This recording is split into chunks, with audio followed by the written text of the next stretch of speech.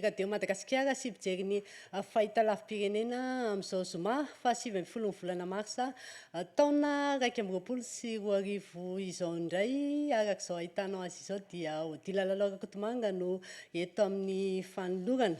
Tsy andry ela isika satria dia efa vombonina daholo ireo ekipa rehetra solotenan'ny radio Madagasikara sy ny télévision malagasy manerana ny Madagasikara.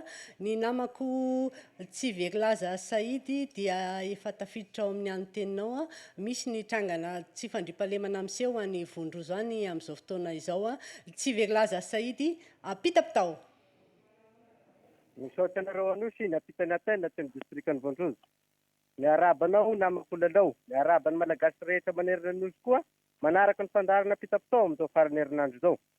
Araka izay tokoa dia lehilahy iray narata voafiry amin'ny fehiny nialy ny alasainy 15 martsa 2024 teo tokony tamin'ny 12 alina tao amin'ny tanàna natao hoe Abomary fokotany Fohitra commune Anandrabo distrikany Vondrozo. Tafiditra tamin'ny tanàna atao hoe Abomary io ireto olon-drasy ireto ka nanakorontana ity iray mpianakaviana iray antsoina hoe tsy manohitra ity ka raikitra ny fifandonana. Vokany ny zanaky ny iray mpianakaviana ity naratra akoho 30 no lasan'ireto olon-drasy ary dokotra 2 miampy ansilava 2.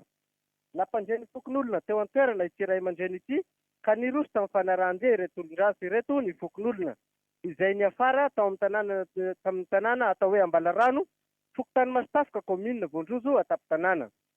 Ho setrin'izay anefa dia iroso amin'ny kabardina ny fepetra noraisin'ireto fokon'olona ireto ka andrasana araka izany ny safarany ity raharaha ity.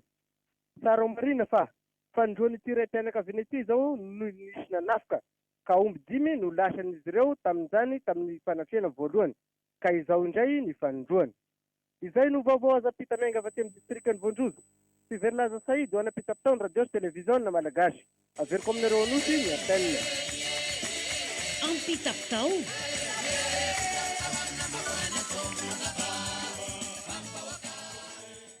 Rehefa avy any Vondrozontsika dia hiazo any Mananara Avaratra indray ny vadika eo amin'ny pejin'ny fahasalamana isika dia amin'ny coronavirus. Ny namako Kamisy Odinao efa tafiditra amin'ny antenninao ianao, apita-pitao. Misaotra ny namana Odila Lalao nampita ny antenne tian'ny distrikany Mananara Avaratra. Tatoaky izay fantatra fa mirongatra indray ny valinaretina coronavirus. Manoloan'izay ary dia miantso ireo velona rehetra tao amin'ny bureau-ny ny lehiben'ny distrikany Mananara Avaratra omaly folakandro. Nandinika sy nanapoka ireo pepetra hoentina iarovana mitsokaritany valinaretina coronavirus aty ny distrikany Mananara Avaratra. Tapaka nandritra izay fa ho amafisina ny fanentanana olona tsirairay mba samy anao arivava anasa tanana matetika amin'ny rano sy savony sy fanajana elanelana remetatra. Atreto aloha tsy mbola misy olona voamarina fa tratra ny valinaretina coronavirus aty ny distrikany Mananara Avaratra.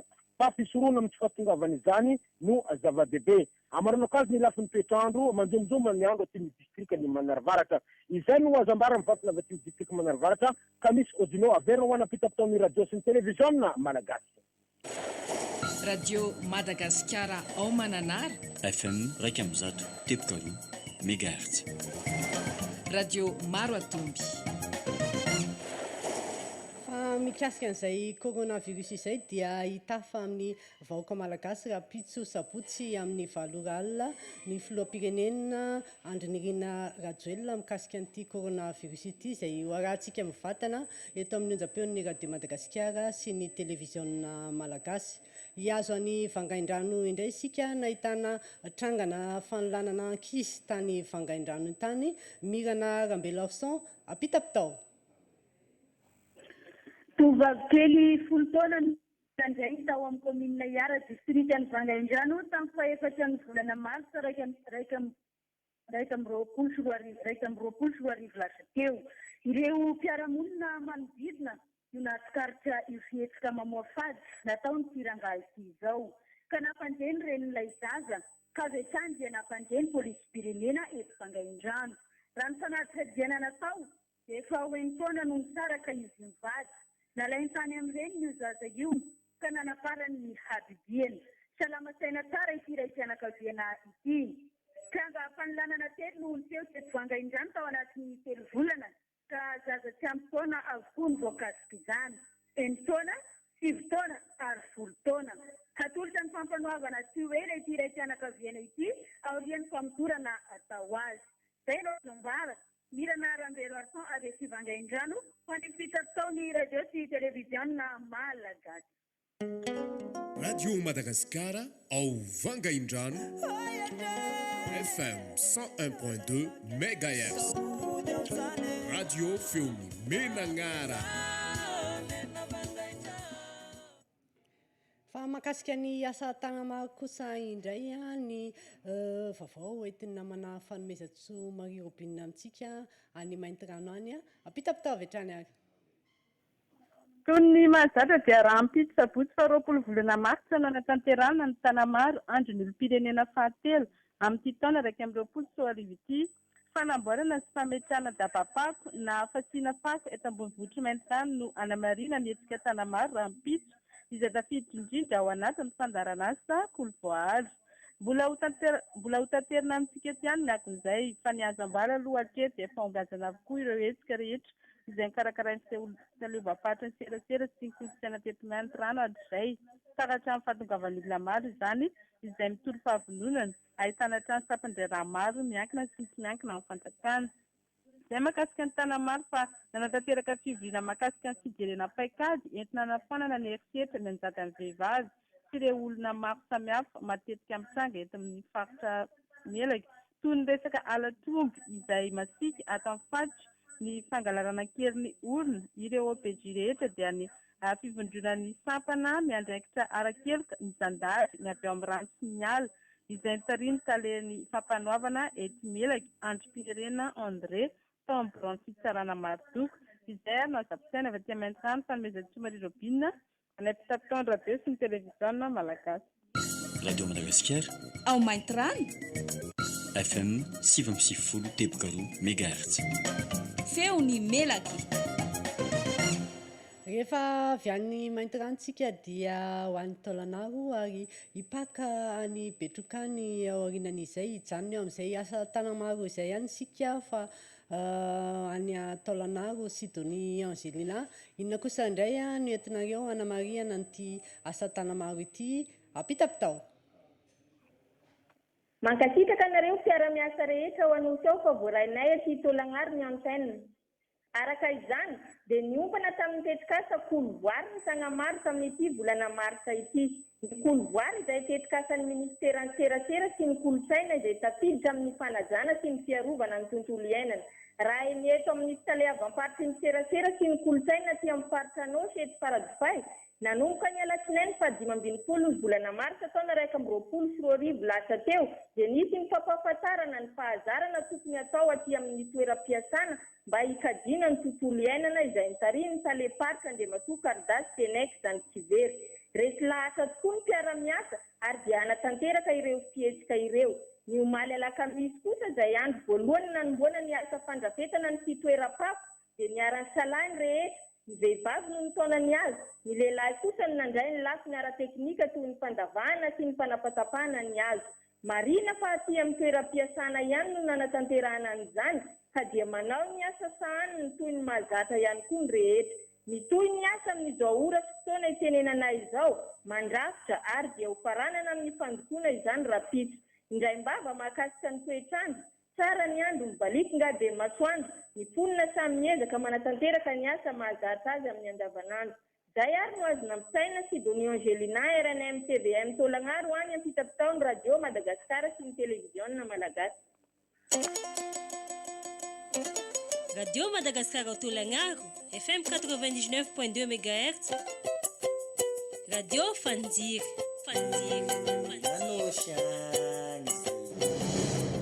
Akasitrahantsika ny namana Sidonie Angelina napita tsara fantatra avy any Taolanaro hiazo any Betroka indray sika satria dia manam-baovao mahakasika ny lafin'ny fampianarana ny namana Beny Patrika amin'izao farany herinandro izao Betroka apitapitao.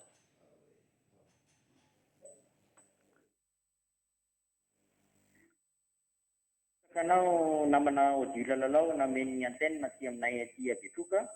Tonga somatsara ito Betroka ny zelo désinfectant dia nalefa ny ministera ny fanabeazam-pirenena ho zaraina amin'ireo mpianatra sy ny mpampianatra ho hoentina hisoroana ity aretina covid-19 ity raha ny eto Betroka. Ary mbola nisy ihany koa ny fahazahoana ny table banc miisa 5 be izao ho an'ny mpianatra izay fiaraha-miasa avy amin'ny UNICEF. Araka ny vina faha-efatra nataon'ny filoham-pirenena Andry Nirina Rajoelina dia efa manomboka ihany koa ny fanamboarana ny IPP manara-penitra izay atao eto ambonivohitry ny Betroka sy any amin'ny commune rurale Masoa Est. Toy ny Chef Cisco eto Betroka dia andriamatoa Ralahy Zanajafy Maximon Jean de Dieu izany. Izay no azonay ambara ho an'ny apita-pitaon'ny RNM sy ny TVM Anosy Bene Patrika avy ety Betroka. Radio Madagascar ao Betroka FM 99.2 MHz. Feonanjiri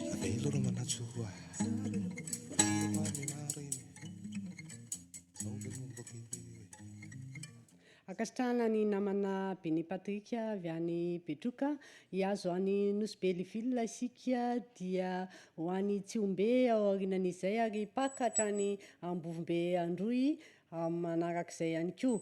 Efa vomboninao ny namana Amady manahoana kosa indray ny ady atao amin'ny coronavirus any Nosy-Belleville any manome toromarika moa zany namana teknisiana Joarsetra fa dia mbola tsy ao ny namana Amady asa ny namana ny Tsiombe raha efa ao efa tafiditra arak'izany ary ny namana Amady manahoana ny ady atao amin'ny coronavirus any Nosy-Belleville any apita-pitao.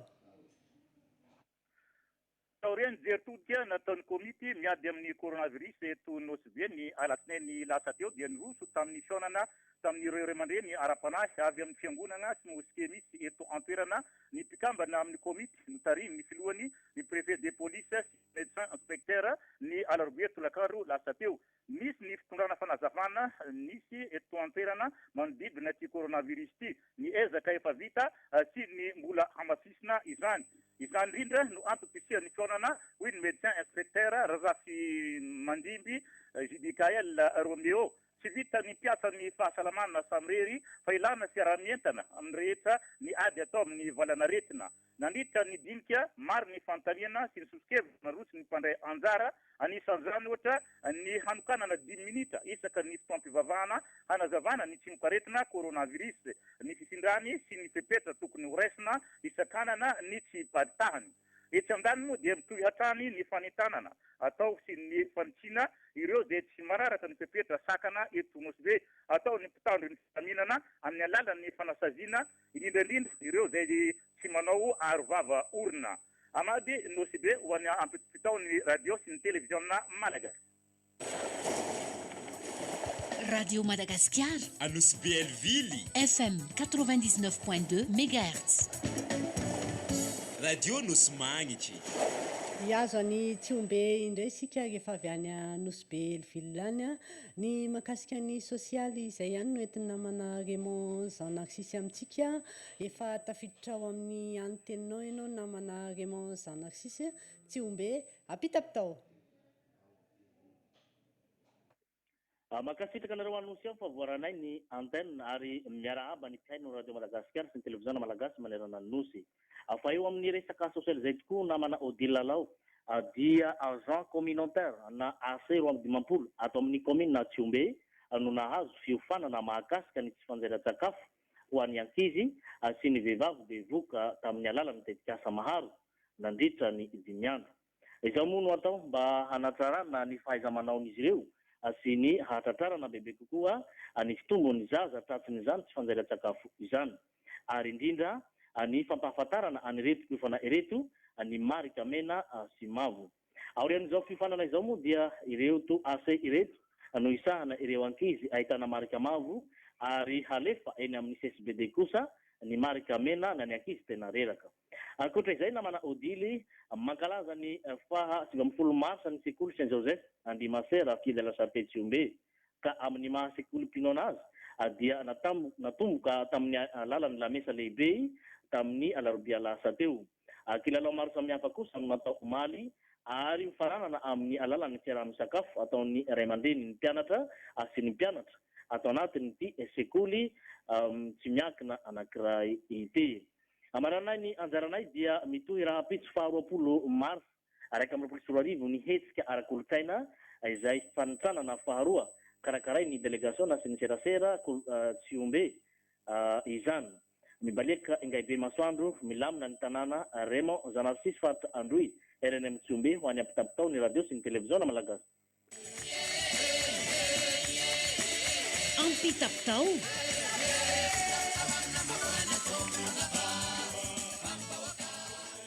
fa alohan'ny andraisantsika namana avy any Ambovombe Androy dia faritra maro teto amin'ny faritra Analamanga no nahazo rotsakorana omaly velombolo ny tantsaha noho izany afaka manondraka ireo volo maro samihafa efa ao ihany koa namana nantenaina zany any Ambovombe Androy any manahoana indray ny lafin'ny fampandrosoana any aminareo any nantenaina zany apitapitao.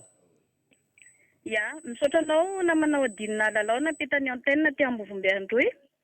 Tonga soamantsara eto Ambovombe Androy ny fanampiana avy amin'ny fitondram-panjakana motocross misa 17 mitety bidy 20 tapitra ariary ka ny solombavam-bahoaka ny Madagasikara voafity eto Ambovombe Androy izay filohan'ny CLD Andriamato Jean-Michel Henry no nanome izany ka natondra tao amin'ny préfecture eto Ambovombe Androy dia ny préfet ny Androy no nandray azy.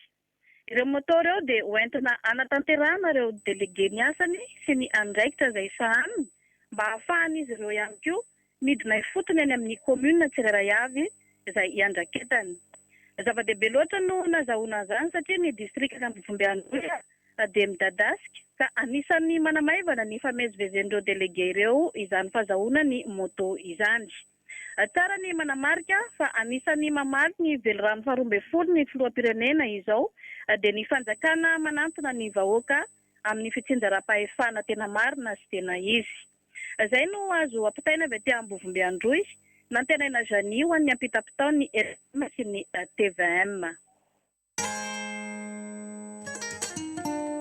Radio Madagascar ao Ambovombe Androy FM 99.2 Radio Feonandroy.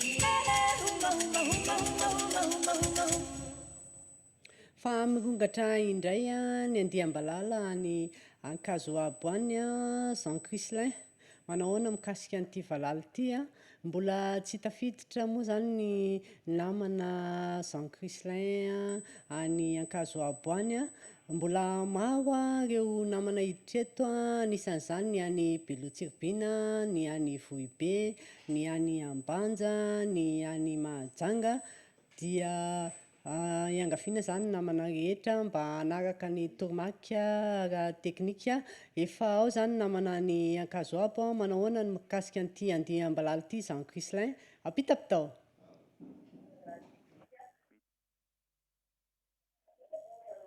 Ya sotra betsaka fa voaray ty amin'ny distrikany Ankazo Abo ny anjara fitenenana amin'izao maraina ny azoma izao. Araky ny izay voalaza zay dia nanomboka ny volana febroary lasa teo ka hatramin'izao fotoana izao dia mirongatra ny valala ty amin'ny distrikany Ankazo Abo izay nanomboka tamin'ny valala Kidreza ny atombohan'izy io amin'izao tsika miteny izao dia efa manatody ireo valala reo amin'izao fotoana izao. Faly sahirana araka zany ny vahoaka satria sakafo ny valala sady ahazoam-bola satria amidy ihany koa io valala reo. Ka nefa fahavalo avao koa eo amin'ny fambolena ny Andiambalala. Raha ny vidiny moa zany dia vilin'ireo mpila valala 300 ny ray kapoaky amin'ny valala manta. Mitaraina ihany koa ireo mpivarokena fa tsy dia mandeha loatra ny hena satria mividy valala ny akamaroa ny mpanao bazary atao tampon-tanàna ny Ankazo Abo. Na eo azay zany dia efa tonga aty amin'ny distrikany Ankazo Abo ireo tompony andraikitra amin'ny fahonoana valala bakao Sakaraha ka efa nanao ny asany ka nanao fanambarana teto amin'ny RNM TVM Sakanavaka fa tsy azo atao koa ny mihinana valala manomboka amin'izao fa mampidi-doza satria efa manomboka miasa mamono ireo mpamono valala reo amin'izao fotoana izao mba hamongorana melohany reto valala reto satria raha vo manidina na mity dia zava-doza ho an'ny fambolena ka ho ripaka indrindra fa ny vary. Ankoatsin'izay dia efa manomboka miakatra ihany koa ny vidiny vokatra tsirairay atao kazoaba anisan'izany ny ambiry sy ny antsiroko efa manomboka miala amin'ny fahasairana tsikelikely zany ny vahoaka mpamboly aty amin'ny distrika ny Akazoabo. Tombara avy aty amin'ny distrika ny Akazoabo, Jean Crislin, RNM Akazoabo, ho an'ny apitapitao ny radio Madagasikara sy ny télévision na malagasy. Radio Madagasikara ao Ankazoabo FM 103.3 MHz. Radio Sakanavady dia izay ny mahakasika ny andiambalala tany Ankazoabo iny fa ahitana trangana tsy fandriampahalemana koa any Belotsiribina any tsy veza Pascal apitapitao.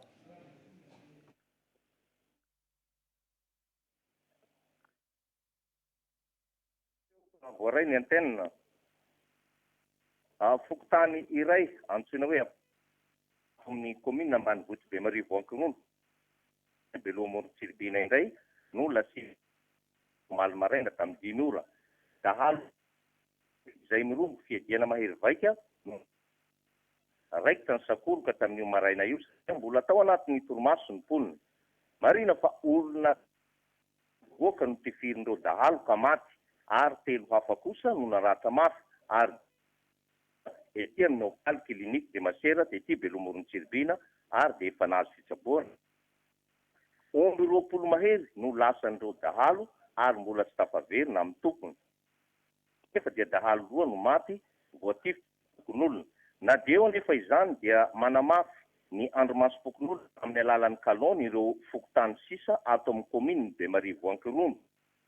Ny radio sy ny télévision Tsiribi moa dia mirary finoana feno ho an'ny fianakaviany mirary fanasitanany ihany koa an'ireo naratra izay ao anatin'ny fitsaboana tamin'izao fanafian-dahalo izao.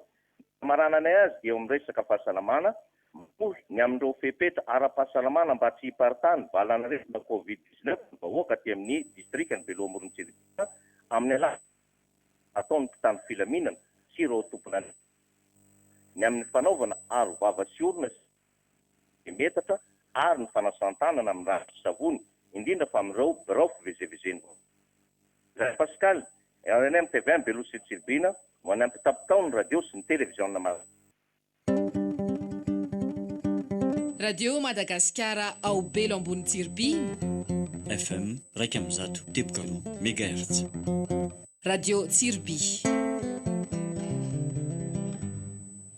dia ankasitrahana ny namana tsy veza Pascal napita izay tsara fantatra tany Belotsiribina izay hiazo any Vohibe indray sika satria dia marisaka ny fambolena ny Vohibe any amin'izao fotoana izao. Rasolasoja Sylvain manahoana ny mahakasika an'izay apitapitao.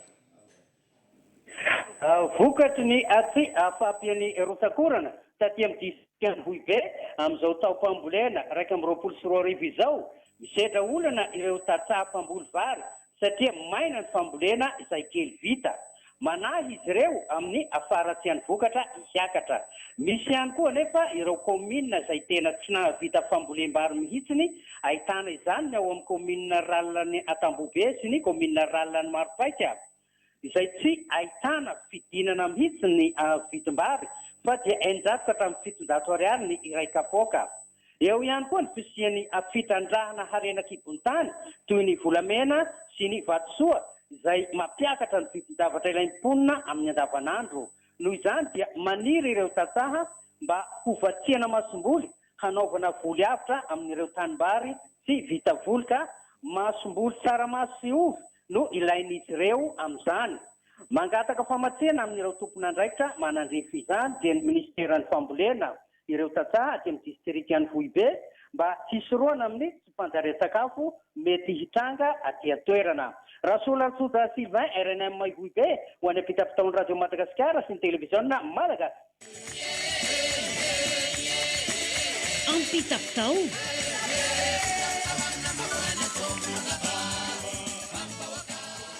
fa efa misy ny ezaka ataony avy eo amin'ny ministeran'ny fambolena anampianan'ireo tantsaha ary inona fa efa tafita any amin'ireo tompon'andraikitra izany fangatahanareo izany namana Rasoloasoja Sylvain hiazo anambanja indray isika misy ny vaovao makasika ny fifamoivoizana any ambanja any namana Corinne Rakotomavo apitapitavatra any ary misaotra anao namako Odile Rakomanga amin'ny fivolagana ty amin'ny distrikany Ambanja eo amin'izay setry ny fifamoivoizana ho amin'ny lalam-pirenena fahaenina izay dia nitsidika ny zahay fotony ny lalam-pirenena fahaenina mampitoy ny distrikany Ambanja miazo anantsiranana omaly ny ministry ny asa vaventy sy ny fanajaviana ny tany Andriamatoa Ajo Andrianenarivelo miaraka amin'ireo tompon'andraikitra isan'ambaratonga taty amin'ny faritra Diana ary ny lehiben'ny distrikany Ambanja raha Harrison Tsirinilène makasika izay resaka lalana izay moa dia hita ny lesika satria efa hatrany amin'ny 30 taona no nisy ny fanamboaran-dalana ary ny 10 taona taty aoriana dia hita ny tsy fahatomombanana satria tsy tonga amin'ny fenitra tokony ho izy ny kalitao ny fanamboaran-dalana hany ka tsy maharaka ny hatsaran'izay lalana izay tsy mazaka ny vesatra izay mianjady amin'ny lalana io izay mivezivezy amin'ny lalana mampitoy any Ambanja ka hatrany Antsiranana izany ny Union Européenne sy ny Banque africaine pour le développement no namatsy vola ny fanamboaran-dalana izay hatramin'izay raha ny lalana 700 kilometatra mampitoy Anambanja sy Antsiranana no resana mampikaikaiky ny olona araka izany ny haratsian-dalana eo amin'ny PK 501 30 kilometatra tsy idirana Anambanja raha avy any Ambilobe izay tena hita fa misy ny lavaka izay mampilay ny vahoaka izay mifanerasera amin'ny lalana io isy moa ny fanamboaran-dalana amin'ity taona 2024 ity raha ny nambaran'ny tompon'andraikitra izany fa efa miresaka n'izay resaka lalana sy ny haratsian-dalana ary ny ranonorambe izay tsika dia mijojo izay tsy izy ny Radio Madagascar ny alako dia sy ny alaka misy lasa teo nisy ny filatsaham-baratra tamin'ny commune rurale Martolana ka omby roa no nilatsaham-baratra saingy ny rendoza kosa ity mpiambin'omby na atao hoe tsy manaja izay fantatra fanatsipy ny varatra ary tany anaty ala kosa no nahitana ny satroka izany olona izany esorana n'Andriamanitra moa izany fa tsisy ainana foy tao anatin'ity filatsaham-baratra ity afa-tsy ireo omby roa izay nentina ny tiana hotsindrina dia ny tokony hanalaviran'ny tsy manajana ny mpiandry-omby ny omby amin'ny fotoanany sara tahaka izao zay no azo ampitaina avy ety amin'ny distrikany Ambanja Corinne Rakotomavo Ambanja ho an'ny apitapitaon'ny radio sy ny televiziona malagasy Radio Madagascar ao Ambanja FM 101.2 MHz feony Sambirano akasitrahana ny namana Corinne Rakotomavo avy any Ambanja nampitan'izay vaovao maro lafy izay hiazo any Mahajanga isika namana Joarisetra efa avy namana Mahavitrika Sokobe Tsalika ny pejy sosialy salam alaikum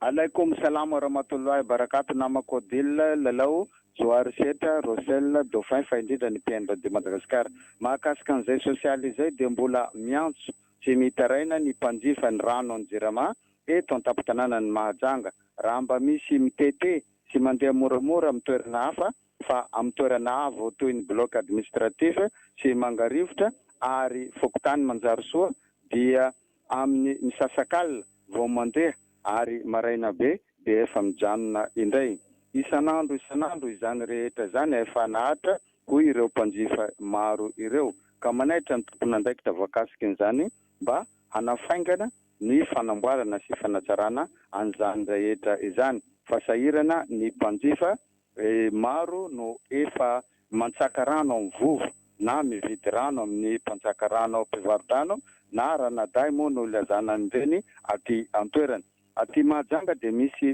vovo tsy azo sotroina fa atao fanasan-damba ankehitriny kosa izy ireo efa misy misotro sy ampiasaina amin'ny sakafo atao ihany ny fanadiovana azy tatavazina sy ampandrina na atao decantation zay zany mahakasika aniny. Manaraka moa resaka finoana silamo amin'izao fotoana zao dia manatantera conférence lehibe ny mpitsilamo miaraka amin'ireo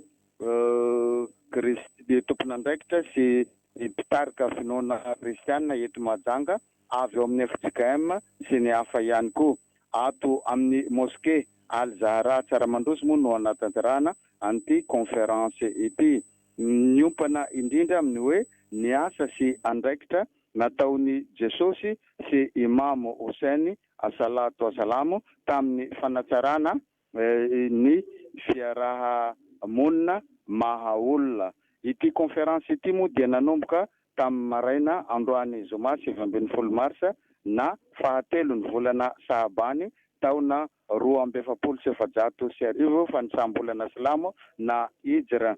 Tamin'ity conférence ity no ampahafantarana fa mifameno ny finoana kristianina sy silamo. Marina moa fa talohan'izao conférence zao dia efa nisy fizarana sy fanomezana ho an'ireo mponina marefo ara-pivelomana aty antoerana tato amin'ny mosquée Al Zahra Tsaramandroso. Saivina fa aorian'izao volana Sahabany zao dia ho tonga ny volana Ramadany 2024 na 2021 ho an'ny finoana silamo izay anaovana fifadian-kanina sy fifaizan-tena mandritra ny ray volana.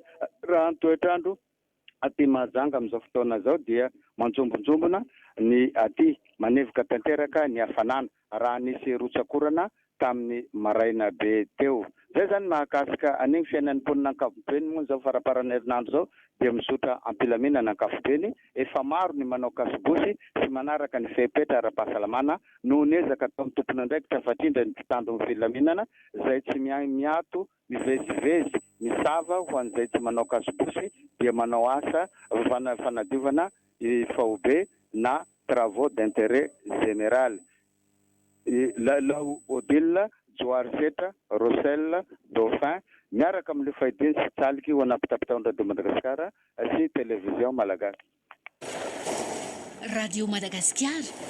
Ao Mahajanga. FM 99.2 MHz. Feony Bueno. Ambarpanao vali partany Bueno. Ankasitrahana ny namana tsalika nampitany vaovao avy any Mahajanga any dia izay fidirany namana tsalika izay ihany koa no namarana ny fampitana mivantana teto amin'ny ampitapitao izao atoandro izao.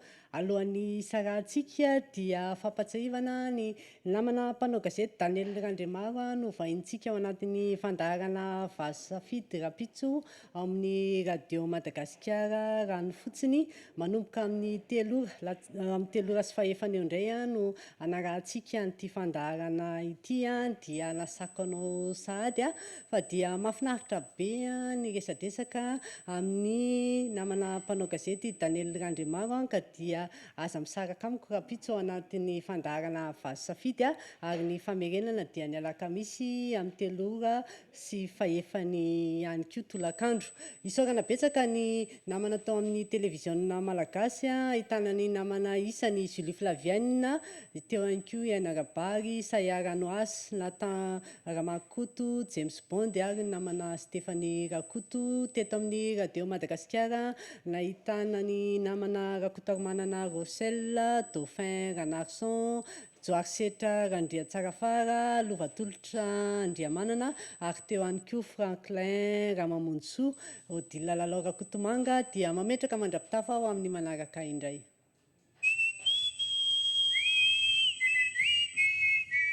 Ampitapitao. Ampitapitao. Ampitapitao. Fandaharan'ny Radio Madagasikara. Arahanao eto amin'ny televiziona malagasy. Iarahana amin'ireo solon-tena isam-paritra.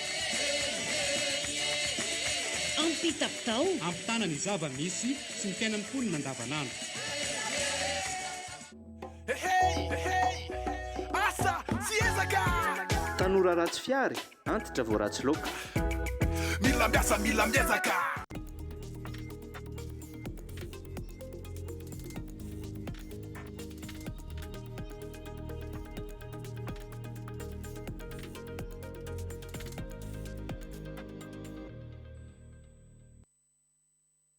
Fiangonan'i Jesosy Kristy eto Madagasikara.